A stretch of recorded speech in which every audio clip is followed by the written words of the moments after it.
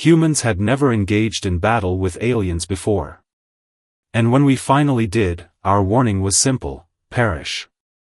The Galactic Union had watched humanity for centuries, observing from a distance. Earth's people were different, fierce, stubborn, and unpredictable, but too disorganized, too fragmented to ever pose a serious threat to the greater galaxy. The Union had learned that much after witnessing the rise and fall of countless species across the stars.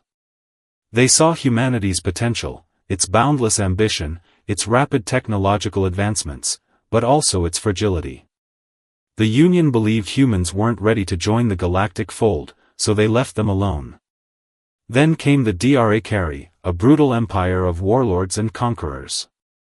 With their ships and weapons designed to crush entire worlds beneath their heel, they were the galaxy's most feared force. The Dracari had always been a loose cannon, a violent species that took what they wanted with little regard for the rest of the galaxy. They had crushed empires, erased civilizations, and left nothing but dust in their wake. Yet, they had never dared to engage with humanity. Until now. The Dracari had always thought of humans as insignificant. They had watched Earth for years, sneering at the primitive societies that barely functioned under the weight of their own chaos. But when the Dracari's warlord, Supreme Commander Korak, set his sights on Earth, the game changed. The Dracari were used to intimidation. One fleet was usually enough to make any species submit. They thought humanity was no different. They were wrong. In a single, calculated move, the Dracari initiated their invasion of Earth. Their massive warships arrived at the outer rim of the Sol system, ready to engage the humans. A fleet of warships, filled with hundreds of thousands of soldiers and a full arsenal of destructive weaponry, slowly made its way toward Earth's atmosphere. But there was no resistance from Earth. No frantic scrambling to mount a defense. No pleas for mercy.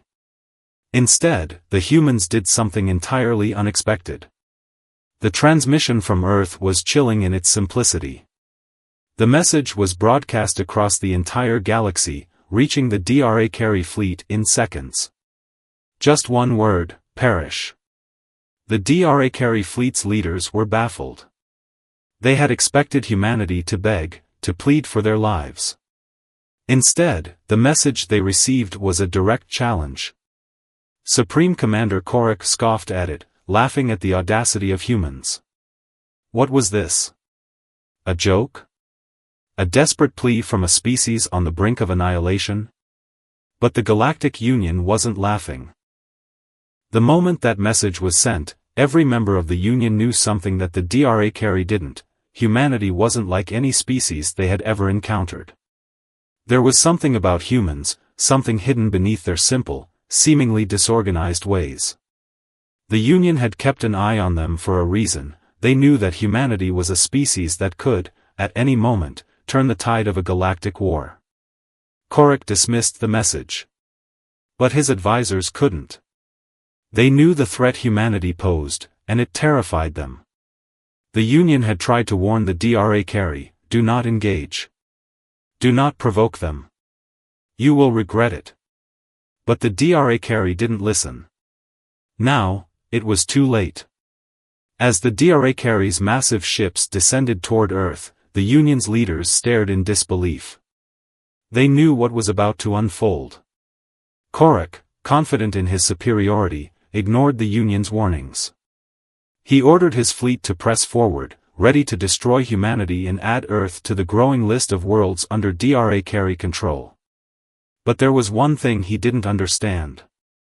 One thing that the Union never dared to explain: humanity didn't fight like other species. The Dracari were ready to face a battle, a war. They were prepared for destruction. But humanity had something else in mind. And as the first Dracari ships entered Earth's orbit, the Union held its breath. They had no idea what they had just awakened. The Dracari had been warned, but they refused to listen. As their warships pierced through Earth's atmosphere, they believed victory was inevitable. The first wave of attacks hit the planet's surface, and cities around the world trembled under the might of the Dra weaponry. The air was filled with the roar of alien engines and the distant cries of destruction. The human response, however, was not what anyone expected. Earth's military forces, scattered, underfunded, and often divided, had spent decades preparing for an attack like this. Despite their challenges, humanity had one thing that no alien force could account for: resolve. As the first waves of destruction rained down, Earth's defense systems activated. Long-forgotten satellites, hidden in plain sight, sprang to life, sending devastating waves of counterattacks. But it wasn't the technology that stunned the Dra, it was the humans themselves.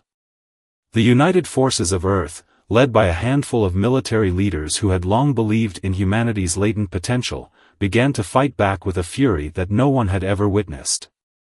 In the midst of the chaos, humanity's best minds quickly came together in a way that no other species could have imagined. These were not people who followed simple orders, they were creators, builders, and thinkers who used every ounce of their ingenuity to fight back. For every weapon the Dra unleashed, humanity responded with something better, faster, and more destructive. As the alien ships continued their assault, Earth's greatest strength emerged from an unexpected place: human unity. Across the world, rival nations set aside their differences.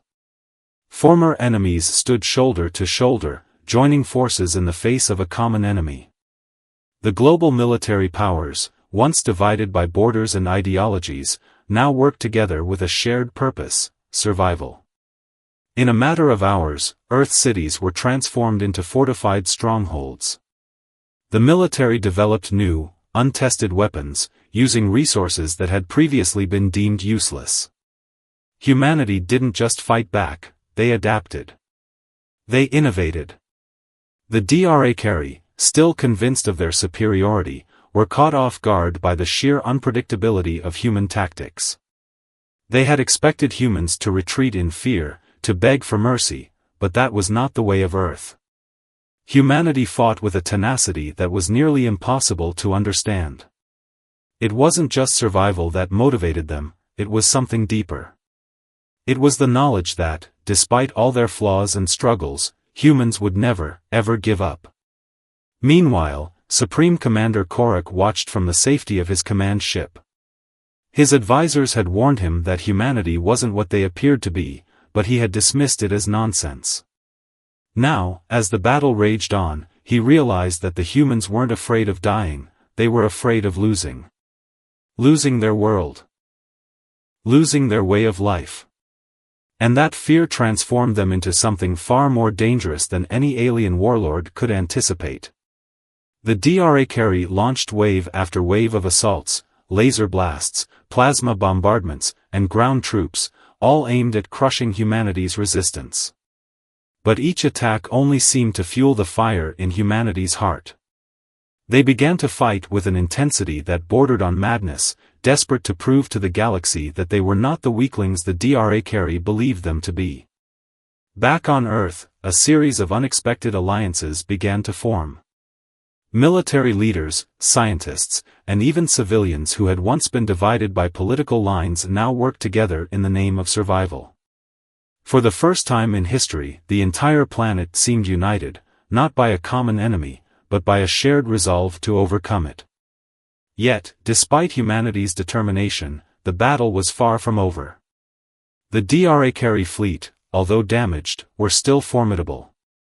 Their weapons were superior. Their numbers were overwhelming. But as the battle dragged on, Korak's confidence began to erode. Something unexpected was happening on the ground. Humans were learning. They were evolving in real time, adapting their strategies and weapons with every encounter. Korak's fleet, once sure of victory, found itself stymied by tactics that seemed to come out of nowhere. In one pivotal moment, the Dra launched a massive assault on a key human city, New York. The sky above was filled with a sea of warships, and the ground below was shaking with the force of alien weaponry. But instead of the usual terror and chaos, humanity responded with an unexpected strategy. They used the city itself as a weapon. The streets became traps, the buildings barricades, and the underground tunnels turned into labyrinths. The Drakari were now fighting in a war zone that didn't make sense. Korak's fleet had underestimated humanity's ability to adapt, and now they were paying the price. The humans were using their own environment against them, turning the Drakari's advantages into weaknesses. It was a game the Drakari had never played before, and they didn't know the rules. As the battle raged on, the Drakari's resolve began to crumble. Every victory humanity claimed emboldened them further, while the alien invaders started to doubt their own superiority. What was once a battle for dominance was now a fight for survival. And yet, this was only the beginning. In a daring and unprecedented move, a small group of soldiers, led by a former fighter pilot turned commander, launched a mission to intercept the bomb in space before it could reach its target. The mission was perilous, and the odds of success were slim. Yet, as the bomb hurtled through space toward Earth, the world held its collective breath. Inside the command ship, tension was thick.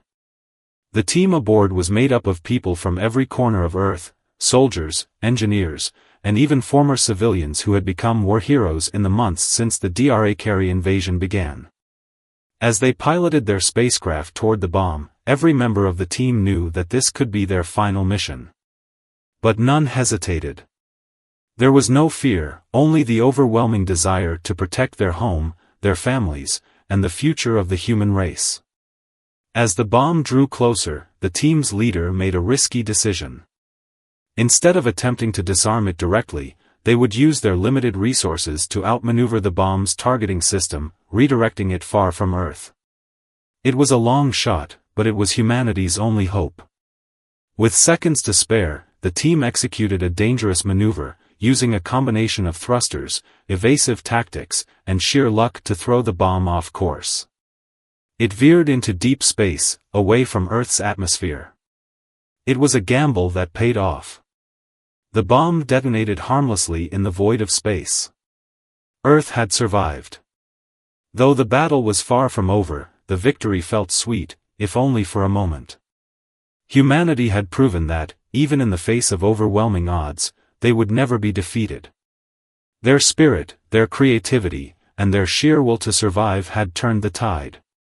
For the Drakari, it was a shock they would never recover from. For humanity, it was the first step in reclaiming their world from the brink of annihilation. The victory over the Drakari bomb had given humanity a glimmer of hope, but the fight was far from over. Earth's defenders, weary but emboldened by their success, regrouped for the final showdown.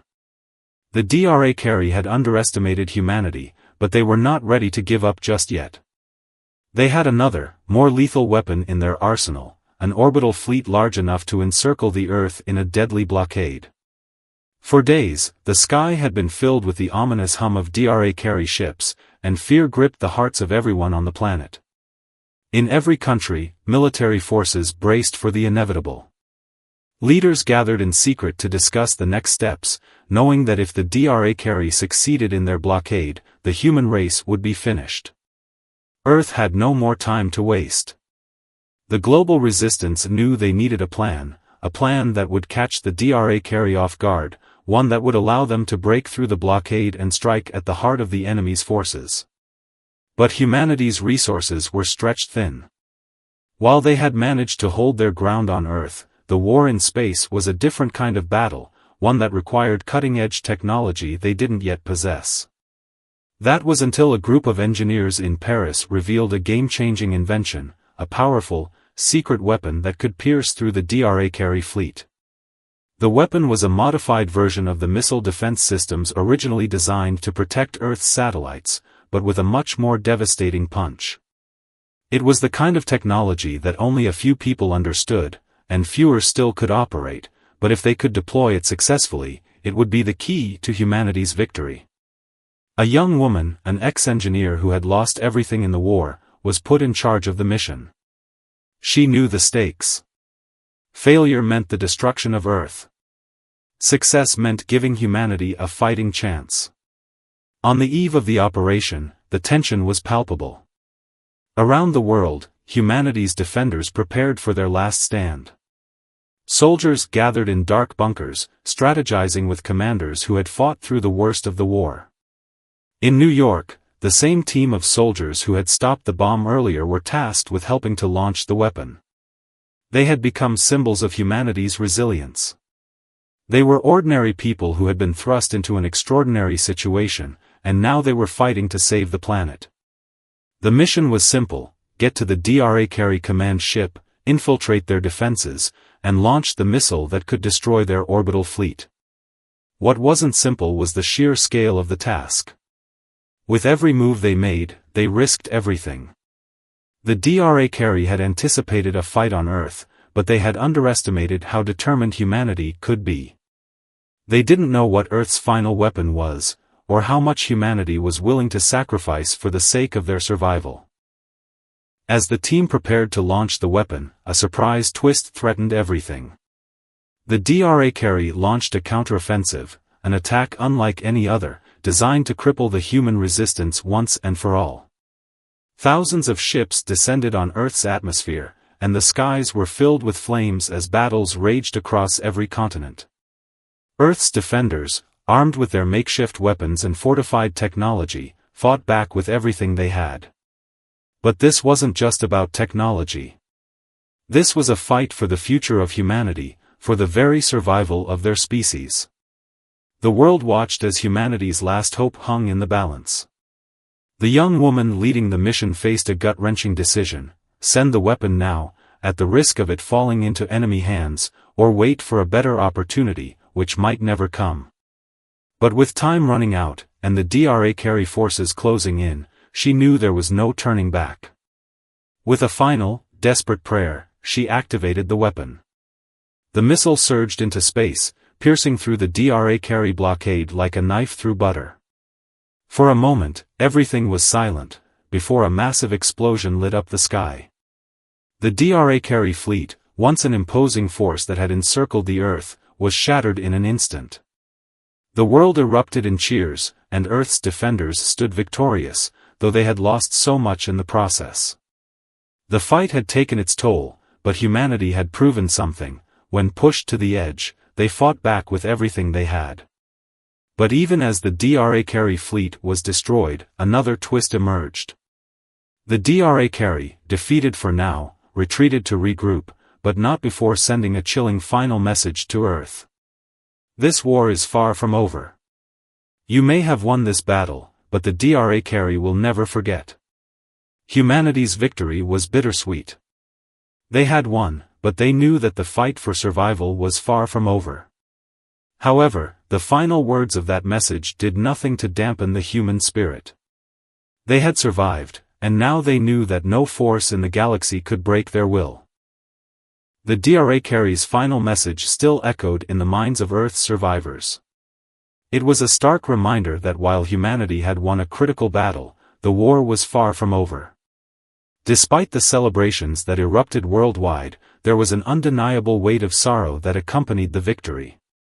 The price of survival had been steep, and many of those who had fought to protect Earth would never return home. As the dust settled, the full scale of the devastation became clear.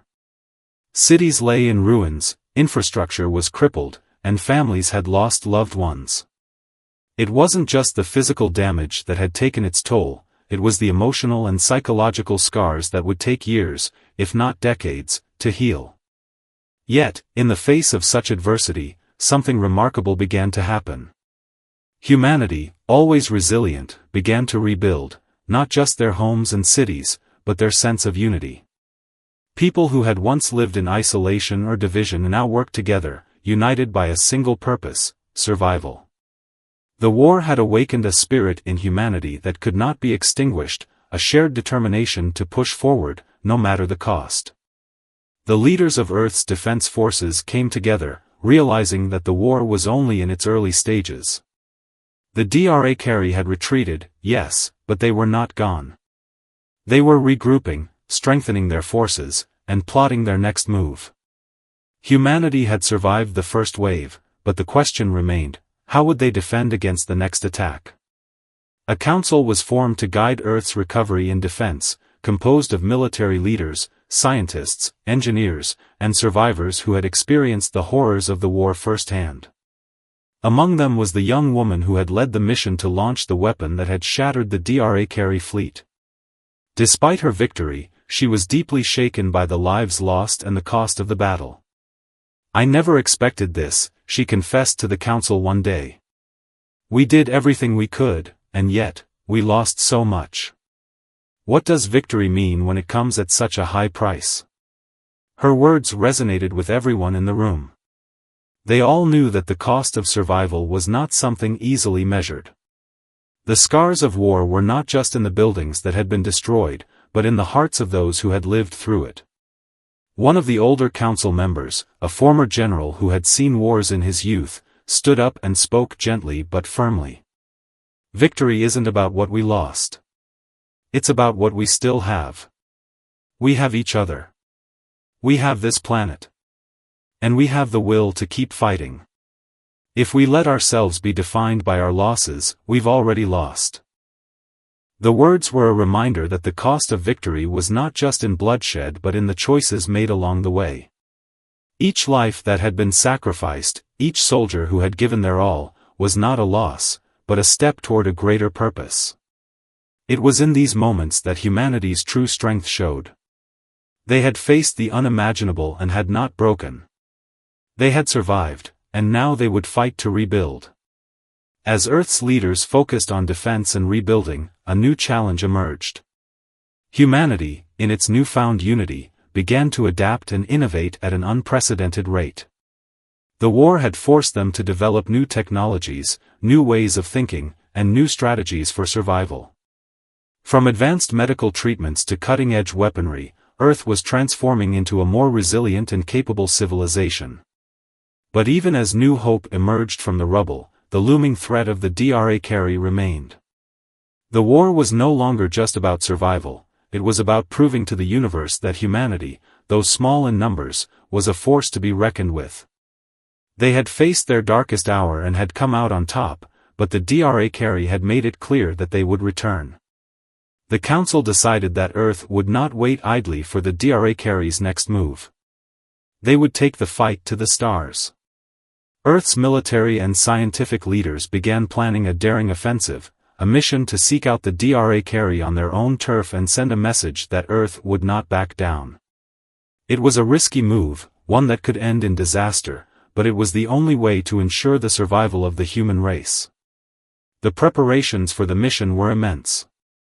Earth's forces gathered their best pilots, engineers, and soldiers, people who had proven themselves during the first wave of the war. They knew that this mission would push them to their limits. But it was a mission they couldn't refuse. The Dracari had tested them, and now it was time to show them what humanity was truly capable of. As the fleet prepared for launch, the young woman, who had led the mission to destroy the Dracari fleet, stood on the bridge of the flagship. She looked out at the vastness of space and felt a mix of fear and determination.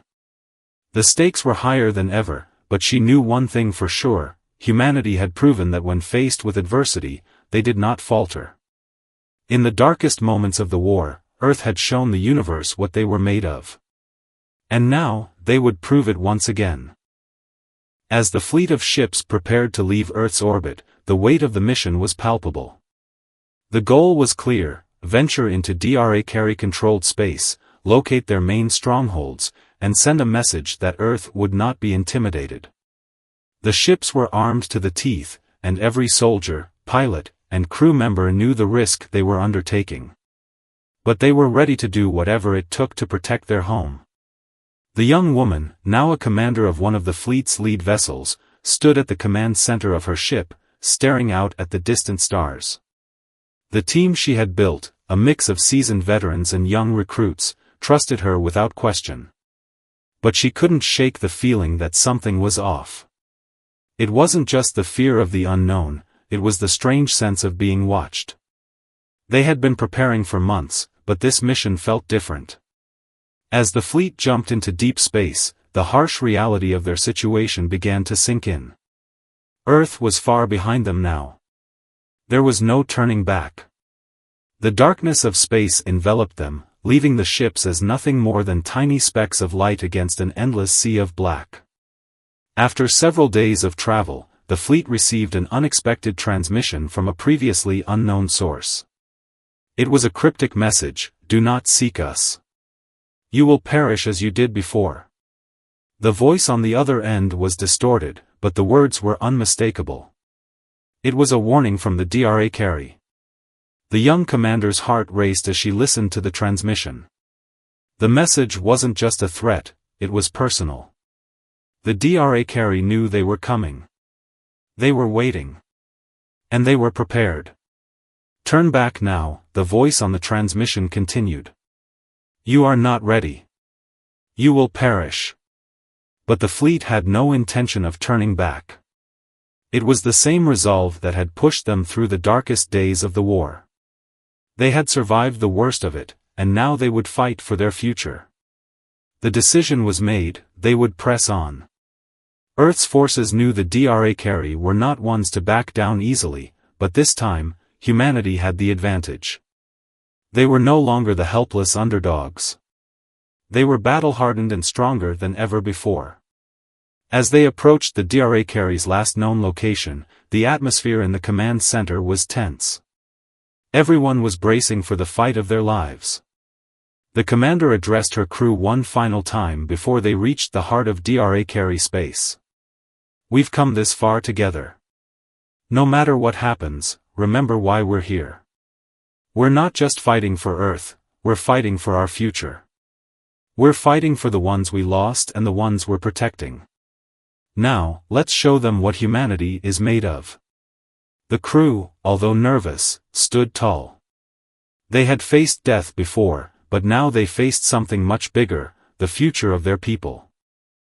As they entered the Dra stronghold, the vast alien cityscape was visible, a sprawling network of towers and ships built into the fabric of a barren planet.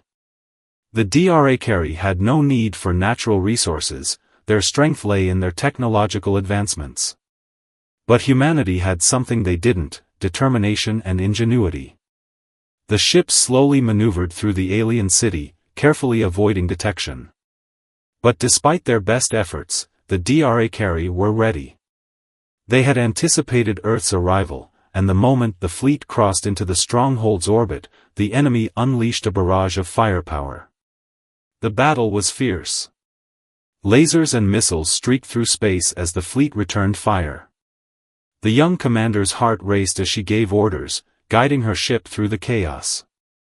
It was a dance of life and death, each second stretching into eternity. The odds were against them, but humanity fought with everything they had. They were not going to let their world fall. Just as it seemed the fleet might be overwhelmed, something extraordinary happened. The Dra, for reasons no one could explain, suddenly stopped their assault. A single ship, larger than the others, appeared at the forefront of their fleet, a ship that seemed to radiate an intense power. The commander's eyes widened as the message came through, this time in a tone much softer, almost regretful. "You have proven yourself worthy. We were wrong about you. Your resolve, your unity, has shown us that you are more than just a primitive race. You are capable of greatness." The young commander's hands shook as she read the message. For a moment, there was silence throughout the fleet. It was the impossible: the Dra, the very ones who had attacked humanity, were retreating. They were surrendering. But as the reality of the victory settled in, the commander knew this wasn't the end. It wasn't just about winning this battle. The war had transformed humanity, showing them their true strength. They had been tested in ways no one could have predicted, and in the end, they had prevailed. But the cost of this victory was undeniable. The scars of war would last forever. Let this be a lesson, the commander thought, standing at the edge of the bridge, watching the retreating Dra fleet. Victory is never won without sacrifice. But it is also never truly won until we've lost everything and find the strength to rebuild. The battle was over. The massive Dra fleet had retreated, and Earth's forces stood victorious, though battered. The young commander, once a mere soldier in the fight for survival, now stood at the helm of a new era for humanity. The galaxy had watched, stunned, as Earth's warriors proved that humanity, against all odds, could hold its own against a far superior alien force. But victory came at a cost. The scars of war were everywhere, both physical and emotional. The once thriving cities now lay in ruins, the lives lost countless. The families torn apart, the memories of those who had given everything still fresh in the hearts of the survivors. But amidst the rubble, hope flickered like a dying star, waiting to be reignited. As the commander stood before her crew in the aftermath of the battle, she couldn't shake the weight of the past.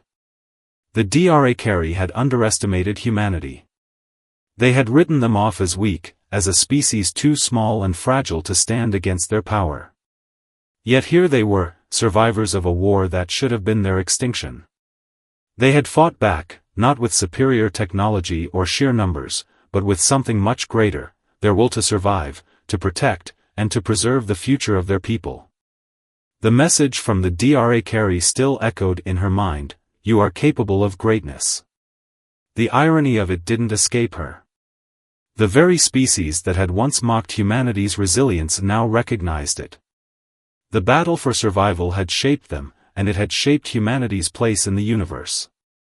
The commander, now sitting in the quiet aftermath of the storm, pondered the future.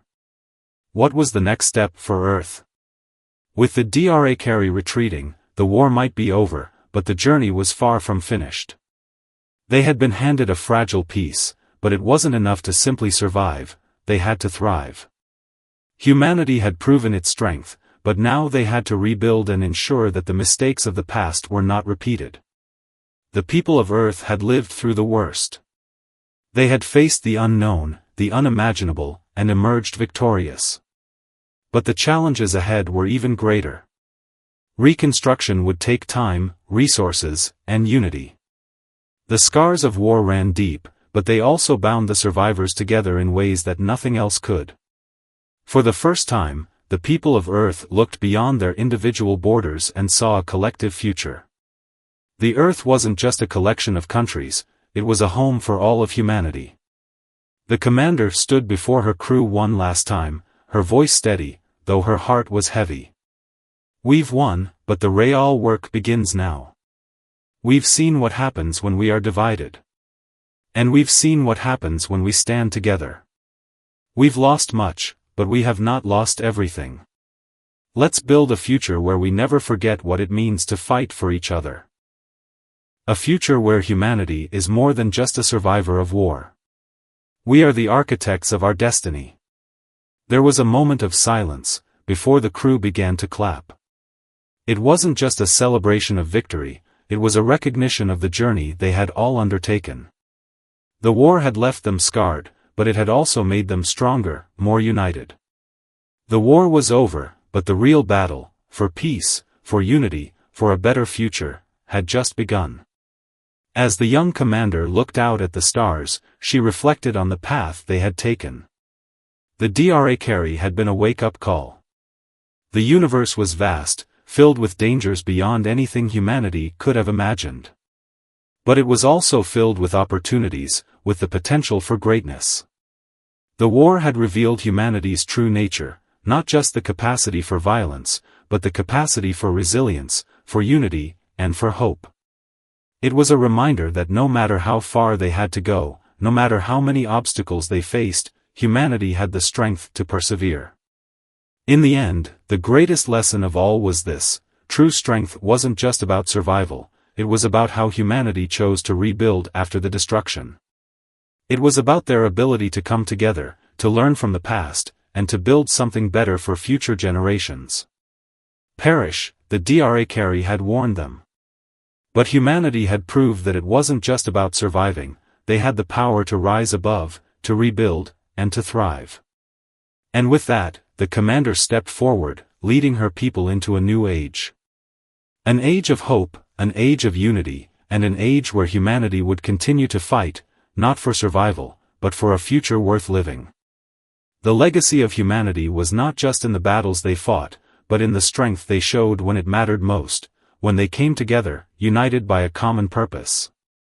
And that was a legacy worth fighting for.